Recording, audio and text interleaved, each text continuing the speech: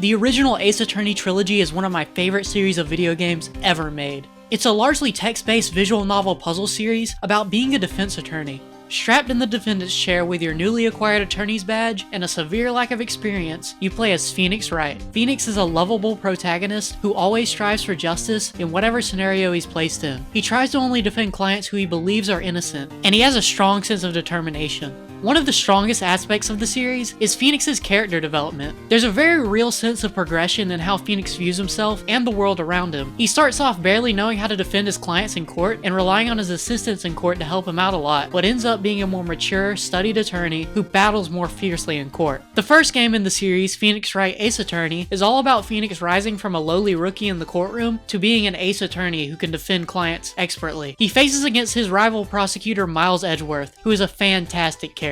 The first 3 cases of the game largely get resolved due to Phoenix receiving some sort of help. In the first case, he gets help from his mentor Mia Fey. In the second, he gets help from her little sister Maya Fey. And in the third, he starts to come into his own, but eventually receives a form of assistance from the prosecution Miles Edgeworth. In the fourth case though, we see Phoenix take a larger amount of agency. He finds out that Miles Edgeworth, the man who has been trying to tear him down in court the whole game, has been accused of murder. He defends Edgeworth in court and proves him to be innocent, despite Edgeworth's protest. The first game's arc is fantastic. It establishes Phoenix Wright as a character and sets up overarching narrative threads that continue and get further expanded upon and resolved throughout the story of the first 3 games. The second game, Phoenix Wright Ace Attorney Justice for All, is much darker thematically. It tests Phoenix's morals in the first 3 cases by having him defend clients who don't always appear to be innocent. But in the fourth case of the game, he's literally forced to defend a guilty man in court due to having his courtroom partner, Maya, get kidnapped and have her life threatened if he doesn't prove the man innocent.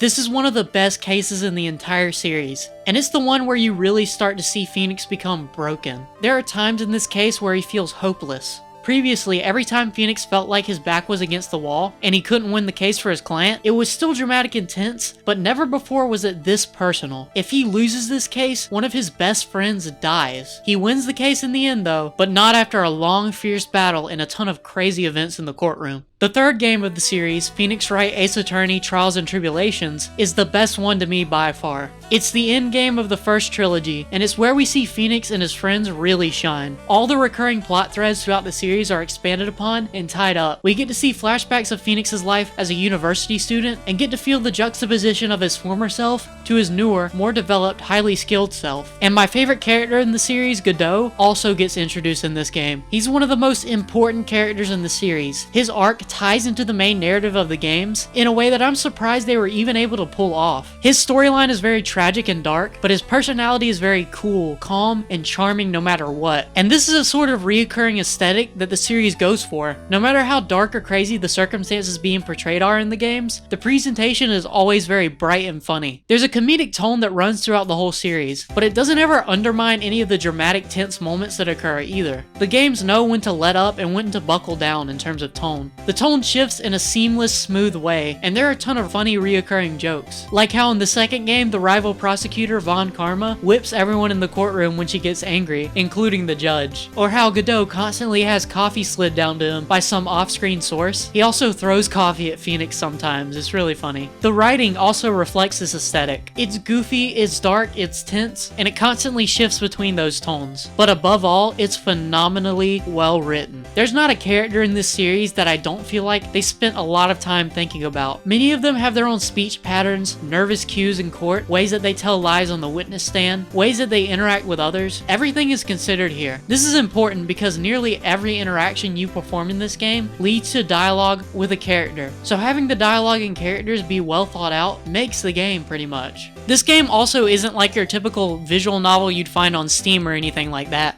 The production value is much higher, and the overall feel of the game is better considered. Every character has a ton of animations and poses and little quirks that they perform. It's not just static images on the screen. Their mouths move certain ways when they talk, and they make certain animations as their mood changes in the dialogue. Also, the music often changes to reflect the tone and the setting of the game. The music in this game is phenomenal. All of the intense hype moments are basically sold by the soundtrack. Every game's soundtrack is amazing, and boy, each game's cornered theme when you really have the witness on the stand nervous because you're trying to prove them guilty is just amazing. It's always the most tense song in the games, and it gets you pumped up for when things start to get really heated in court. This game also stands out from other visual novels in that it actually has a lot of gameplay components. The courtroom gameplay has you use logic and reasoning to present correct evidence that proves contradictions in the witness's testimony. These sequences are always really intense and oftentimes get subverted and toyed around with to make all the drama in the courtroom super exciting. There's also gameplay sections outside of the courtroom though, during investigation sequences, where you collect evidence and talk to witnesses and people involved in each case that you're involved with. The investigation sequences has you playing something more akin to an old style adventure game where you pick up items and talk to characters and solve some logic puzzles. And also you have to show them the right items sometimes to get them to reveal more information. These sections are also really fun and show off a lot of great fun environments that are all very well designed and very detailed. It gives you breathing room from the courtroom setting, which largely doesn't change its aesthetic at all. Now sometimes the path forward can be a little obtuse in these sections, so I find myself just revisiting every screen and examining every possible object in each area until I find the right item or do the right thing. This sort of thing in text-based games can be a turnoff for me sometimes. I find with these types of games that the gameplay sections can get in the way of the story if they're too obtuse. The gameplay portions can often feel like an afterthought or a hindrance to progressing the narrative, but luckily that rarely happens in Phoenix Wright, but the few times that it does happen, I find that it happens in these investigation sequences. This is a very minor point of criticism I would have though of these games. Overall, I think these games are fantastic, and they use the visual novel text-based game medium to tell a story that you really have a hard time replicating in any other medium. They overall have one of my favorite storylines in all of video games, and if you're into text-based games and visual novels, definitely give this series a shot if you haven't already. And hey, if you like this video, why not leave it a like and subscribe for more content like it in the future. Thank you all for watching. I'll see you in the next video.